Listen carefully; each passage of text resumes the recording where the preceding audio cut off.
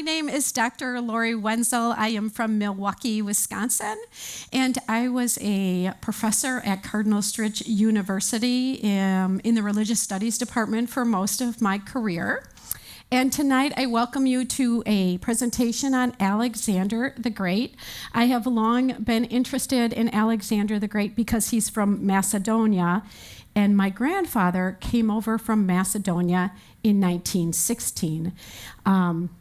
I always thought my grandfather was a little unruly, and now I understand him after learning about Alexander the Great. It seems to be in the gene pool. So let's talk about Alexander the Great. He was born on July 21st, 356 BC, and at the age of 20, the young age of 20, he succeeded his father, Philip II, to the throne of Greece, and in the next 12 years, he changes the course of history. He was undefeated in every single battle. He's considered to be one of the greatest military generals in the world. And historians call this time the Hellenistic time because Alexander spread the Greek culture, which is Hellenism. Hellenism means to speak or identify with the Greek culture. Every time Alexander conquered a territory, he made everyone speak Greek. So everyone had to speak Greek, no matter where they were from. In the public marketplace and in other places, you had to speak Greek. The New Testament will be written in Greek because of him. The Hebrew Bible is translated into Greek because of him. And St. Paul, one of the greatest apostles in the Christian church, spread the Christian message by speaking Greek to all Greek-speaking people. Unlike the rest of the world, Greece believed that every free citizen, every free male citizen, should learn basic education. So all young boys were taught mathematics and rhetoric and astronomy. As a matter of fact, everyone in Alexander's army could read, and Alexander was known for keeping a copy of the Iliad with him when he traveled. And so when he conquered a territory, he brought teachers and scholars with him to help educate the people that he conquered. So let's just start taking a look at Alexander the Great. Now, what you should know about Alexander the Great in his time is that Rome had not come to power yet in the way that we know about it. And so he wasn't interested in Italy at all. He was interested in going in the direction of Persia. And Persia at this time in history rules everything. They rule, and you can see they're in the purple right here. They rule all of this Asia all the way down to northern Africa, and they rule all the way to Turkey. Now, one of the things the Persians were never able to do is to defeat Greece. They tried in 3 major battles, and they're all pretty well celebrated and things that you know about. Here we have the Battle of 300 right here in this Thessaly, which we call Thermopylae. Remember, the Battle of the 300 is the 300 Spartan soldiers who held off the Persians and didn't let them through a very narrow pass. All 300 are killed, but because they're able to delay the Persians for about 2 days, Greek troops were able to come in and defeat the Persians. We have another battle at Athens. It's the Battle of Marathon, actually. We talked about that when I did Greek civilization, and that was the battle where the Persians outnumbered the Athenians 10-1, and yet the men of Athens defeated the Persians, and the Persians went back home. And the last battle was actually the Battle of Salamis, which is down here, right down here. You just can't see the pointer there. And that was a narrow strait, and the Greeks actually built ramming boats in anticipation that the Persians were going to come across the water, which they did. And the Greeks had all these boats that were like ramming boats, and they just rammed into the Persians, and the Persians lost 3/4 of their fleet. So the Persians had not attacked for 100 years, but they were hanging on that border looking for a weak spot. So the Persians were always a threat. And in comes Philip II of Macedonia. Now, he is Alexander's father, and we need to understand just a little bit about him so that we understand about Alexander. He ruled from 359 to 336 BCE, and he was the king of Macedonia. So when you think of Greece, think of 5 city-states that are always fighting against each other, which is what Greek people do. They're always fighting against each other. Take it from me, I know. Okay, so 5 city-states, only Macedonia was run by a king. The other 4 city-states are run by oligarchs. So wealthy citizens are running the state. Well, Philip believed that he should be in charge of all of Greece because he wanted to lead the Greeks unified against Persia. Okay, now, he is fighting against his neighbors. He wants to take control. And he loses one of his eyes in battle. And so he's called Philip the One Eye. And he's also jailed. And while he's not in jail, he's incarcerated in a prison. He's taken as prisoner. And he's in prison for 2 years in a neighboring city-state. He's under their control. And when they release him, he goes home and he realizes the reason he's losing in battle is because his weapons aren't good. So he really spends a lot of time on how to rethink his military, and that's going to make him very successful. So the traditional way that the Greeks fought, which was pretty successful for the most part, was they had these hoplites. They're called hoplites. They have 6-foot spears. They're pretty much covered in metal from head to toe. Almost 70 pounds of metal covered their body along with their shield. And they stood one in front of each other in long lines. And they would march into battle and they would spear at each other. And if the person in front of you died, you would simply take his spot. And the battle was won with whoever had the most hoplites standing at the end. So Philip said, well, what if I get to the hoplites first? Which he does, and he develops a long spear called the sarissa.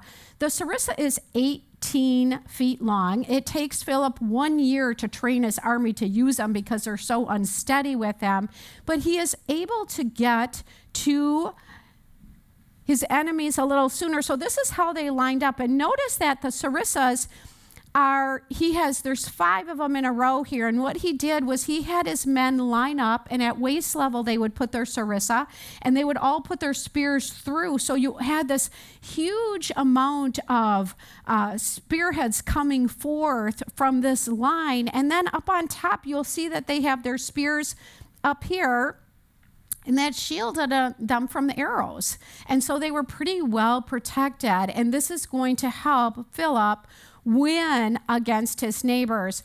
He also had something called a phalanx, and you can see them down here. It's a movable unit. So at this time in Greece, they were all standing in one line, marching towards each other. Well, he creates a 256-person square of men under one commander, and the commander could move them, so they had mobility. So you have this long line of spears and a lot of mobility, and he's going to be quite successful. He also devised the crossbow. So that was from Philip. That was one of the things he devised, and that was so successful at killing people in a greater distance that he developed the javelin. Now the javelin, we get our word catapult from there. Cata means to go forward, and pelt is that it could go through any armor someone was wearing. So this catapult of a javelin could kill a man a mile away. Okay, they wouldn't even know it was there. And his last invention was a siege tower. So most of the cities at this time are protected by walls, and Philip develops a siege tower. And these siege towers are able to go over the walls and drop Greeks into whatever city that they want to take over. So at the end of Philip's reign, he is going to be in charge of all of this area. And he wants to make his way over into Persia. So let's just stop for a minute and talk a little bit about Alexander and his father. This is a statue of Alexander and his mother, Olympias, and she right there is holding him, and here is Philip in the background. Now, a little information about Alexander's mother. She was the fourth bride of Philip, and she was a princess from a neighboring city-state. She married Philip and she was very beautiful, according to the legends. She thought Philip would be faithful to her, and he was not. He had plenty of affairs with numerous women, and so she's mad at him, so she gets ultimate revenge. She tells everyone that Zeus, the main Olympian god, is really the father of Alexander the Great, their son. That Philip had nothing to do with it. As a matter of fact, at this time, there are many stories about Zeus taking the shape of someone's favorite animal and coming to visit these women as their favorite animal and having affairs with them until they bore children. So her favorite animal is a snake, and she said that Zeus came to visit her in the form of a snake. And she said, my husband told you all he lost his eye in battle, but that is not true. He lost his eye because he was peeking in the peek hole of the doorway when he saw Zeus and I together, and Zeus was so mad at him that he took out one of his eyes. He didn't lose it in battle. And then to really make her husband mad, this is a great picture. This is from the movie Troy I'm not sure. My husband got this one. Okay, this is Angelina Jolie, and she's Olympus, Alexander's mother. And so we know that from the stories about her, she walked around with a snake all of the time to remind Philip that he was blinded by Zeus when he was a snake. Okay, so she walked around with snakes all of the time. Great revenge story. Okay, now, one of the problems that Alexander is going to have is that his mother tells him, and he believes her, that his father was Zeus, so he's kind of a demigod. She also told him, and it was pretty common at the time, to claim that some of the other gods were your cousins or your aunts or your uncles. So she tells him that Achilles, remember Achilles, he fights in the Trojan War, and his mother dips him in the water, and then the only place she doesn't get him is his ankle, and he ends up dying of an arrow into his ankle in the Trojan War. So he believed that Achilles was his cousin, and he also believed that Hercules was his cousin, okay? And this is Hercules in one of the 12 battles that Hercules has to fight. So Zeus is his dad, Hercules is his relative, and so is Achilles. And then, to add to it, on the night that he was born, this is the Temple of Artemis. Now, the Temple of Artemis was one of the 7 wonders of the ancient world. It was the most visited wonder of the world, and it was a temple for fertility. So if you were struggling and you couldn't have children, or you wanted more children, or you wanted a son, you would go offer some sort of sacrifice at the temple of Artemis. And this is a picture of Artemis. Usually we see Artemis and she's with a short dress on with animals. She's the god of the hunting and fertility. But here you seem to see she has either pomegranates on the front of her or something about fertility. Anyway, the night of Alexander's birth, this wonder was set on fire and it burned to the ground. And people always said, well, where was our goddess when this was happening? And in later years, they said that she was attending the birth of Alexander the Great, and that's why she wasn't there to protect her temple. So we have all these stories that surround Alexander that make him think he's divine. Some of the legends about Alexander are about him and his horse, Bucephalus. Now, we know that he did ride a horse called Bucephalus for most of his career, but the story said that there was a person who was trading horses came to Alexander's father and brought him all of these studs. This particular horse, Bucephalus, no one could mount, no one could ride. And Philip said, take it away, I don't want it. And Alexander said, I can ride that horse. His father said, you're a boy. He said, I can ride it. So they say that Alexander realized the horse was afraid of his own shadow. So he took the horse and faced it away from the sun and then jumped on it and rode it away. Now, his father, who was rarely proud of Alexander, said, if that's how you train a horse, if you can train an army like that, there's no place in the world that you can't defeat.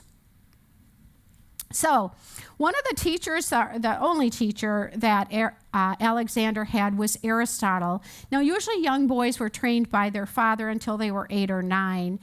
But Philip realized that Aristotle was the most important person in ancient Greece, and he wanted him to teach his son.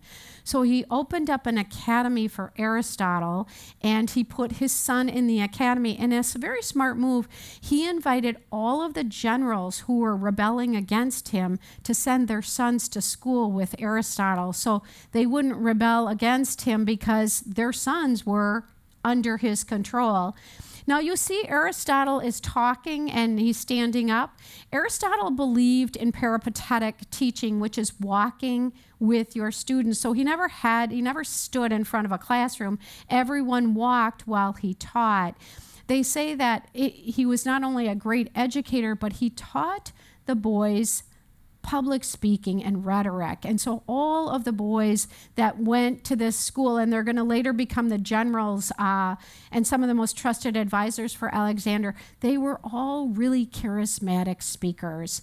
Now, one of the things that Aristotle teaches is he teaches Alexander about geography. And this geography is a map that was created in 450 by a famous historian.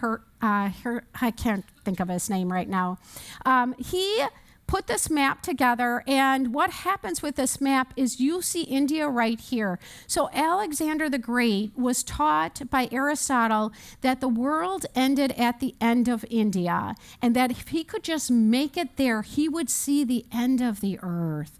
And that's going to inspire and lead Alexander for a long time. Alexander wants to get to the end of the earth, and he takes this map with him when he goes. His name is Herodotus, by the way.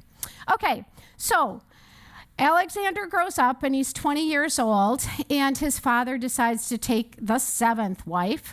And if you take a look, here we are. This is Alexander, and he doesn't have any brothers that can take the throne over. He does have a brother, but it's a stepbrother, and Olympus gave this stepbrother something to drink, and now he can't talk anymore, so he's out of the picture. So that's motherly love for the stepbrother. So here's Philip. He has 7 wives. Alexander is the only son who can take the throne, but he marries this woman whose name is Cleopatra, and Cleopatra is a Macedonian. Now, remember, Alexander's mother was not a Macedonian. She was from a neighboring kingdom. So at the night of the wedding, one of the people gets up to honor his father and says, and maybe now you can have a legitimate heir to the throne, a full-blooded Macedonian instead of a half-breed like your son Alexander. Alexander gets up and he has a fight with his father, and his father tries to make him apologize, but Alexander leaves before that happens, and Alexander is exiled for 1 year. While he's gone, his father and Cleopatra have a son together, and so this is a threat to Alexander. Alexander returns for the wedding of his sister, and when he returns, it was the tradition that the father of the bride would be by himself greeting guests as they came into the wedding, which is what's happening right here. Philip is greeting people as they come into the wedding, and a soldier comes and he kills and stabs Philip. Now, many people think that Alexander's mother was behind this, but this particular soldier tried to get away and is caught, and they kill him. Now, this is actually based on, they know where the tomb of Philip of Macedonia is located, notice his eye, and they have made an image of what they think his face looked like based on the skull that was left in the tomb. So that's a pretty realistic view of him. So now it's 336. Alexander is 20 years old, and he inherits the throne. And once he inherits the throne, those other city-states that were in Greece are not so sure they want to follow Alexander. So it takes him a couple of years to unify Greece, and he does it in a rather merciless way.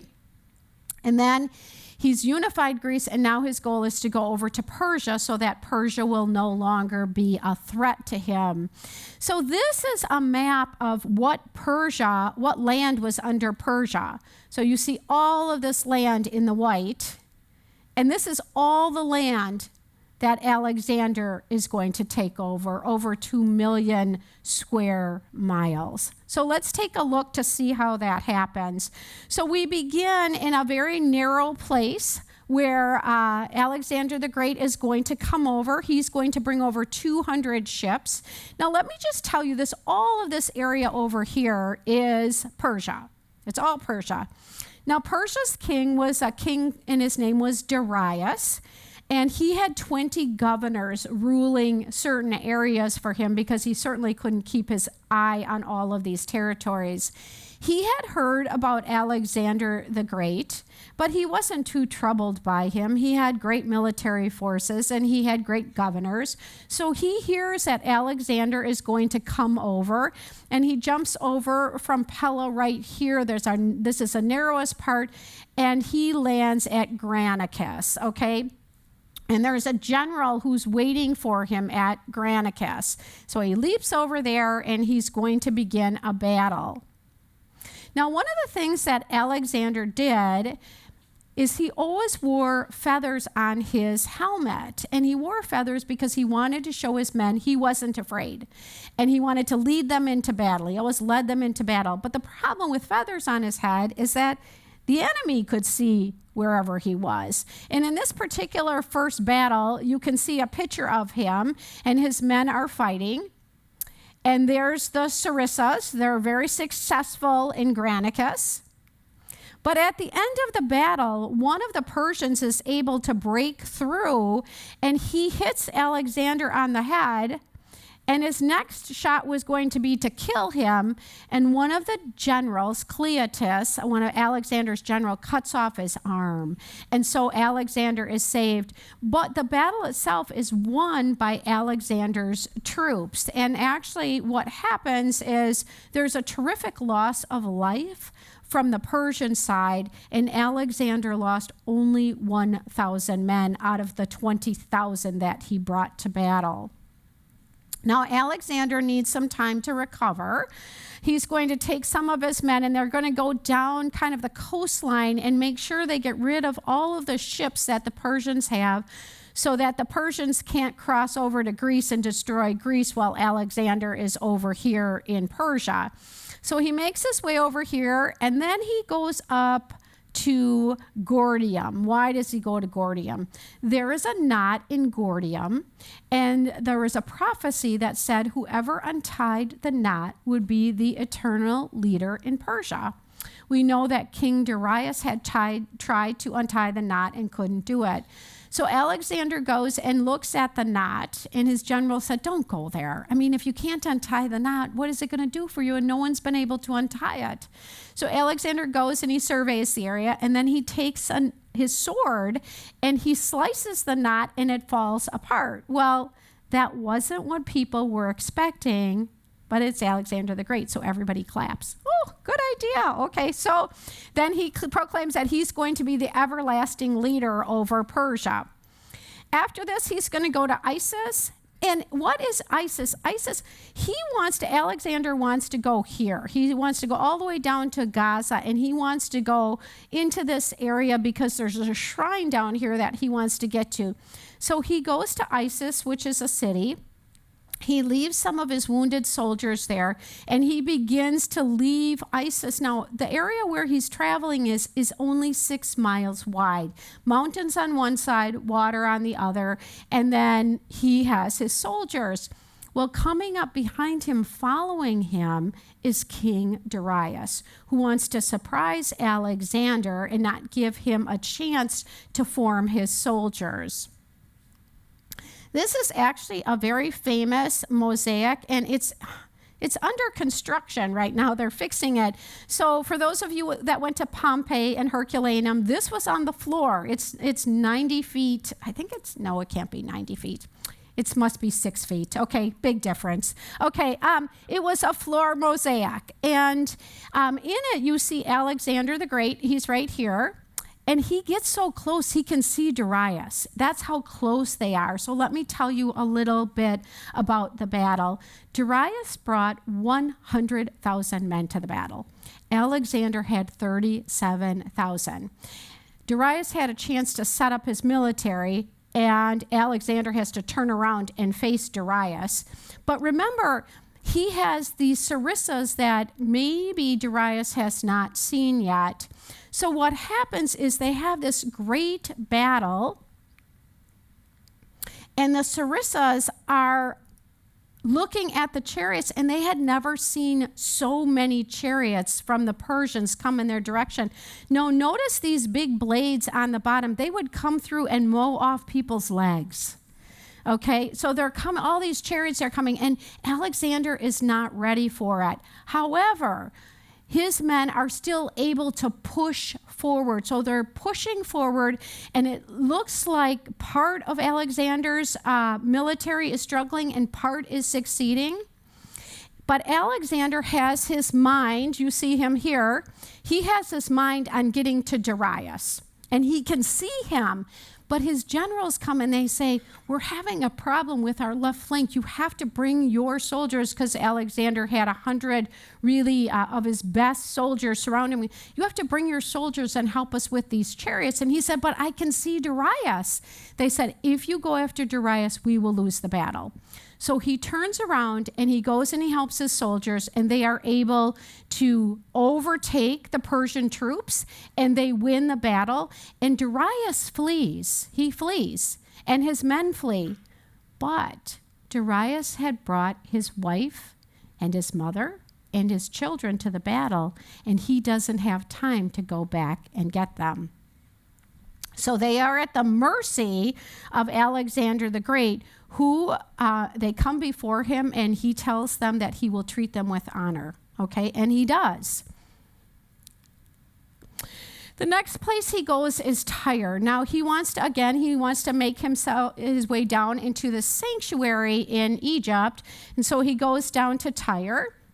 And Tyre is an island, and when he's passing through, he made an effort and reached out to Tyre and said, I have sick men. I'd like to bring them into the city to recover, and I want to worship your God. And they said, oh, you can't come into our town this week because we're worshiping our God of our island, and we don't have any foreigners on our land during that time.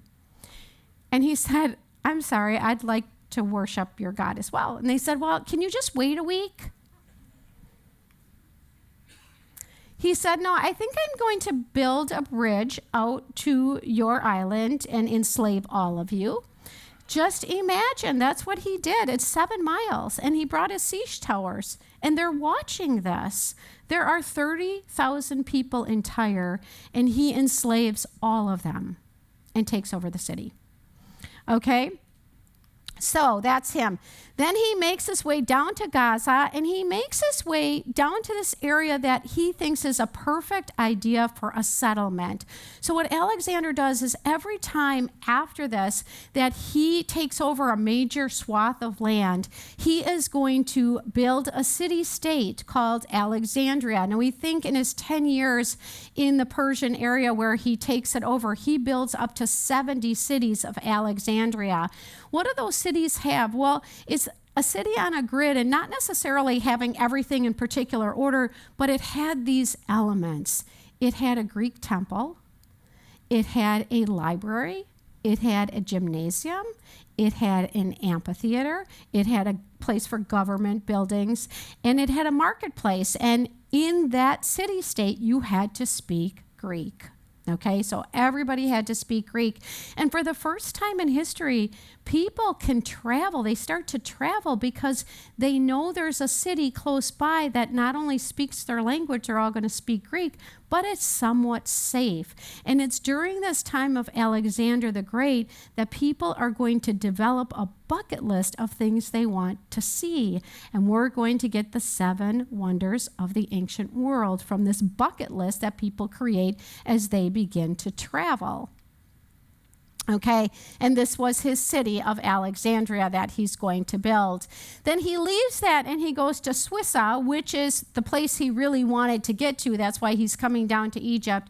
It was a place that you went and you told you whether or not you were a god. Now, this is so interesting. So he goes to this really remote place and the priests tell him, yes, you are a god. You are not a human. But they didn't really have an option, did they? I mean, it wasn't like they could say, no, you're not really God material, off with your head. So they say, no, you know what? You are a God. You are a God. Hands down, you are a God. So the problem with this is he believes that he is a God. And he's going to make people, even some of his generals, start to bow down to him and treat him like a God. And that is not going to go over well for his army. And there's a picture of him with his crown on, leaving this oracle, this place where they told him that he was going to be a god. So after this, he goes on, and now Darius invites him to an all-out battle. Darius has 250,000 men, and again, Alexander has about 40,000. They're going to meet in a place called Gaugamela. This is him with the plumes of the feathers off his hat. But now he's ready for the chariot drivers. Remember, he had those men, those 256 men, and a general who was leading that small group. Well, he teaches his men to move aside for the chariots and let them go through. And then his men would surround the chariot drivers when they had lost their momentum, and they would kill the chariot drivers. So they're able to do something like this. And now he can see Darius, again, just like he could see him in the Battle of Issus. But Alexander and his men kill 100,000 of Darius' soldiers. And they say there are so many bodies between Alexander and Darius that they can't get through. And so Darius again flees from Alexander the Great. Alexander enslaves 100,000 of the Persian soldiers and kills 100,000 of his soldiers as well. Then after Darius has really no one left and he flees into the mountains, Alexander goes to Babylon, which was where the empire, the seat of the empire was, and he sits on Darius' throne and he makes himself king. And then his soldiers say to him, okay, can I go home now? We've done what we need to do. Can I go home? I want to see my parents, my wife. So what happened is every time Alexander's men won a battle, they would strip the soldiers and take all of their goods and ship them back home. That's kind of how they got paid. And it was tradition at the time that military would wear their jewelry and their finest into battle. And then if you lost the battle, the opposition got to take whatever you were wearing and they would ship it back as booty. So his men want to go home, but Alexander wants to make it to the end of the earth. And he is great. He's a charismatic speaker. And he says, let's make it to the end of the earth. Remember what Aristotle said to us? Let's go. So he talks his men. Well, and then Darius dies. And so he said, okay, Darius dies, but let's keep going anyway. And his soldiers want to return, but he talks them into staying.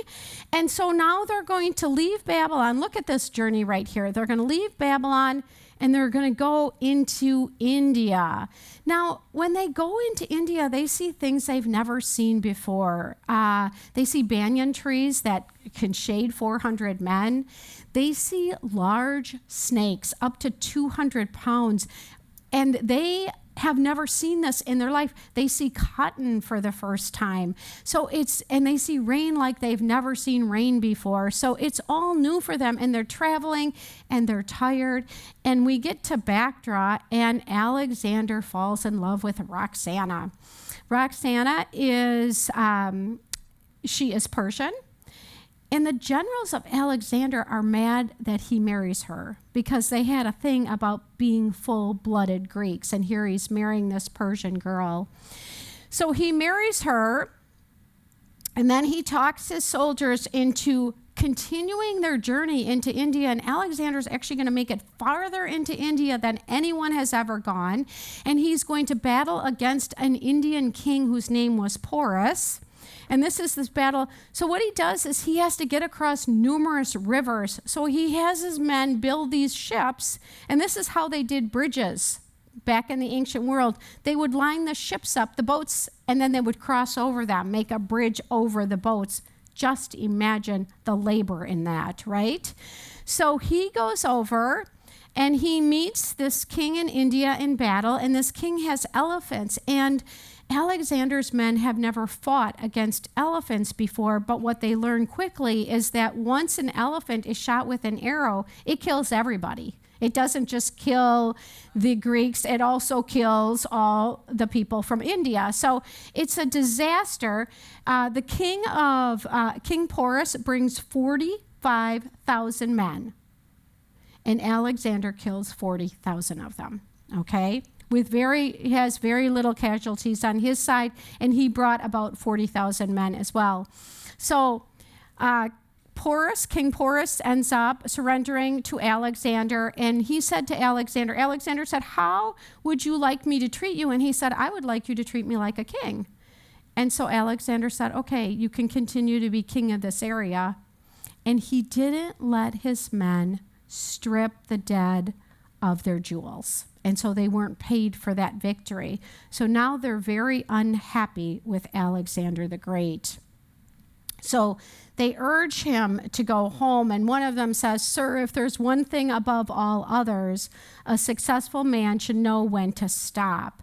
And so after this battle, Alexander's men refuse to move any further.